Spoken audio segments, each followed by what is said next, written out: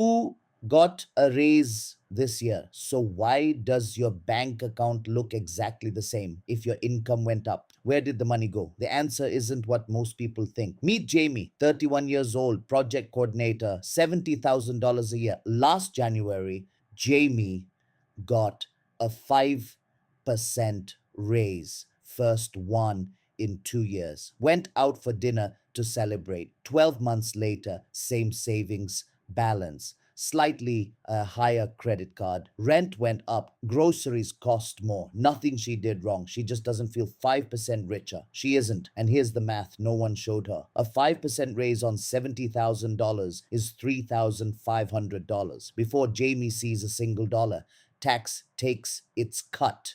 That 3,500 becomes roughly $2,450 in actual take home. $1,050 gone before she spent a single thing. Now let's do the math, not the HR math, real math. That 2,450 that survived tax, inflation was waiting for it. Prices went up 3.3% last year. Groceries, rent, utilities, everything Jamie buys every month costs more than it did when she got that raise. So here's the full number. Under a typical tax burden and recent inflation rates, raise $3,500. After tax, roughly $2,450. After inflation, about $110. That's not a typo, not 1100. 110. A year of waiting, a year of performance reviews, a year of hoping, about $110 of real progress. And then lifestyle finishes the job. When income goes up, spending follows. Not because people are reckless, because the brain recalibrates. Better apartment, one more subscription, dinner out an extra night a week. Most people think they're climbing a ladder. What they're actually on is a treadmill. Every raise makes them run harder. It doesn't move them forward. 10 years from now, two people who got the exact same raise will be in completely different financial positions.